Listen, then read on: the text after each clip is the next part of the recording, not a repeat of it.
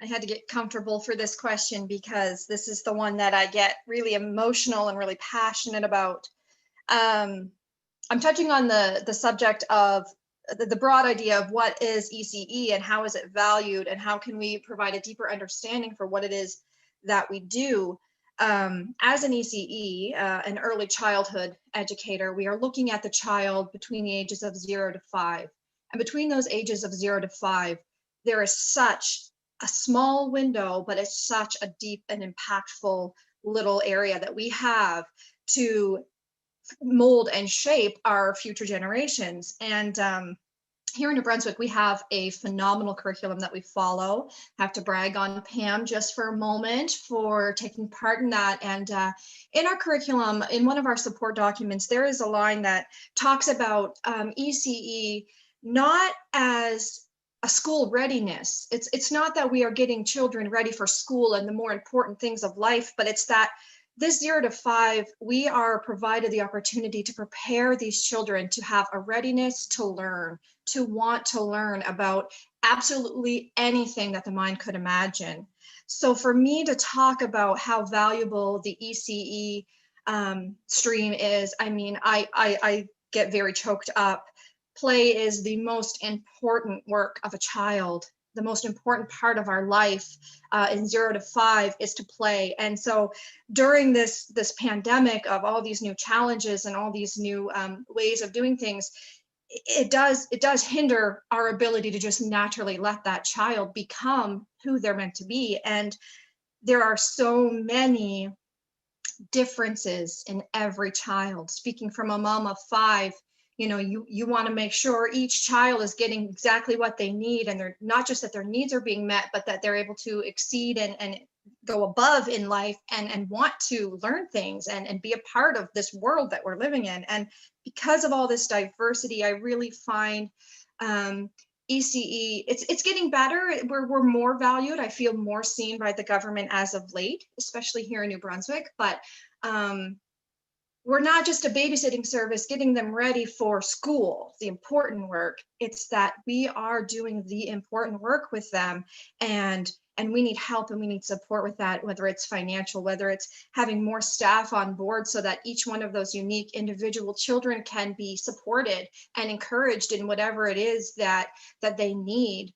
You know, we don't have the same school system, ECE system here in New Brunswick as the school. So we don't have a staff supply list or an EA list or anything. We just have a small staff and we try to wear all the hats. But I really feel that the more government is involved and values what we do, the more support they'll see that, you know, we need every child being looked at as an individual, and for us to be able to come together and say, okay, how can we make this work as a whole across Canada to really value what we are doing in this 0 to 5 gap of each and every child's life. I mean, there's nothing more valuable to me than those first 5 years. So thank you for the opportunity. Sure, lots of people agree with you. Okay, thank you. Song. Thank you, Pam. So last week when we talked about this, I got a little extremely passionate about it, because I was asking those colleagues and folks of ECE out there, like, is this too good to be true to build just one national system that accessible to all the family, affordable, and also have a decent compensation, sustained compensation to all the workers like us? We are qualified professionals. Like, from my perspective, like I lost one job because of the pandemic. I'm lucky enough to keep another part-time job and survive, right? However, how many of us at ECE, when you search the job posting, you still see the minimum wage out there? Speak to your college degree to be an early childhood educator, and how many of us lost the job? The news, the media saying that we need childcare so parents can go out and work. However, what if the childcare system is not affordable and not accessible? I work with about 500 family who are students at University of Toronto, and I open a drop-in center for them. Some of them have children with diverse abilities and exceptionalities. And also this pandemic hit them hard, even harder, because how can they leave a child with someone they not sure if they can trust, but that is the only choice. I'm not saying that's some childcare provider is not decent. However, we need a quality system, a nationwide system, a universal system that has a decent and sustained funding from the government.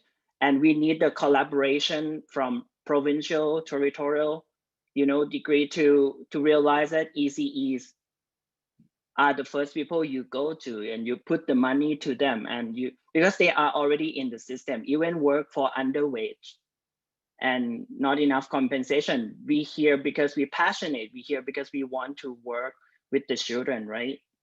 So I think that's what I want to see. Quality childcare that accessible, affordable, and also a decent and sustained compensation for all the qualified workers in the field. Mm-hmm. Yeah, exactly. Thank you so much. Daniel. When I first heard about the Canadian government talking about more funding for our field, like, I have to say I jumped. I was so happy because, working as a sub, I'm making $1 more than minimum wage in this province right now, which isn't a living wage in ECE. Like, if it weren't for the fact that I was also working part-time in the evening and I'm a student, like, this would not be sustainable. And I know many centers right now struggle to find subs and keep subs on their sub lists. And, it just, echoing Safa's point, during the pandemic, like a lot of centers, we were told, oh, you're essential workers, you have to stay open. And it's like, all right, we're essential, but we're not getting paid like we're essential. We're being treated like we're disposable. And so when I first heard the federal government say that, I was quite hopeful. But that said, I also remember the last time the federal government was in minority, they also promised universal childcare, and then they lost the election. So I'm somewhat pessimistic on this point. And the last thing that I've been thinking about with sort of universal national funding programs, and the thing that I'm left wondering is, I see so much diversity, even just in Vancouver, of what our programs look like. And I can't even imagine what diversity looks like across our country for how our programs are run. And I wonder really, what does a centralized funding model mean for us, right? Mm-hmm. Rarely does money come without strings. And so I wonder if as hopeful as I am, because we're underpaid and we're overworked and we're underappreciated, I also wonder, is the federal government going to want certain standards tied to it that, we may not appreciate or may not be sustainable, etc. So that's sort of my thoughts on it. Mm-hmm. Yeah, really, really helpful thoughts. Be helpful if everyone was consulted and how different things are across the country, just in terms of your point of the kind of constraints of centralization. I think we have one more person here. Is that Véronique? Is that right? Oui. Mhm. Oui. Un vendredi matin, fin mars, ici au Québec, le gouvernement nous a annoncé que pour les 2 semaines suivantes, on fermait tous les services de garde et toutes les écoles. 2 jours plus tard, un dimanche soir, on apprenait que non, il fallait tout réouvrir parce que les travailleurs essentiels avaient besoin de notre travail. En quelques heures, notre réseau entier s'est mobilisé pour être capable d'offrir le soutien à ces familles-là. Puis on a réussi. On s'est rendu au travail dans une ville fantôme qui était complètement vide. La peur au ventre, on ne savait pas à quoi on avait affaire, c'était quoi le virus. quel impact ça allait faire, est-ce qu'on allait tomber malade, est-ce qu'on allait travailler avec des enfants qui sont malades, est-ce que nos enfants, à nous, notre famille, allaient tomber malades aussi, mais on a mis toutes nos incertitudes, nos peurs, nos incompréhensions de côté, puis on a été travailler sans hésiter parce que notre travail, c'est d'assurer le bien-être des enfants, leur intégrité physique et morale, puis même le chaos d'une pandémie mondiale ne pourra jamais empêcher une éducatrice de mettre les besoins des enfants avant les siens. Pendant le confinement, on s'est rendu au travail à tous les matins pour s'occuper des familles des travailleurs essentiels, pour ensuite rentrer à notre maison, s'occuper de nos familles, mais aussi, ce n'était pas terminé. Il fallait se mettre devant nos ordinateurs pour s'occuper des familles de nos milieux qui étaient restées derrière à la maison. On s'est assis pour créer des capsules éducatives pour continuer de stimuler nos enfants, fait des concours de grimaces pour essayer de continuer à les faire rire, mais aussi essayer de créer des capsules informatives pour les parents qui étaient là, mais qui étaient complètement dépassés par la charge de travail puis la charge parentale à laquelle ils faisaient face.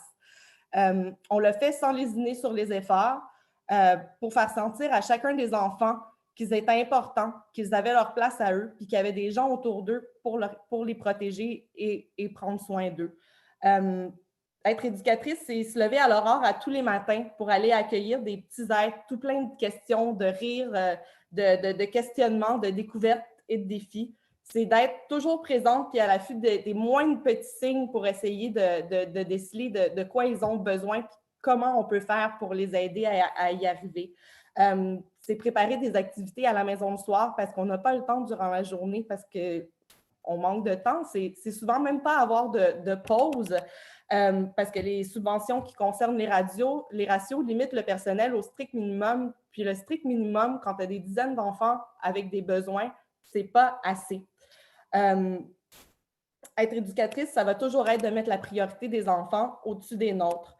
C'est aussi être épuisé par les tâches connexes qui s'ajoutent, puis de savoir que le moindre manque de vigilance ou de patience de notre part, mais ensuite de ça, ça va avoir des impacts sur les enfants. On ne peut pas se le permettre.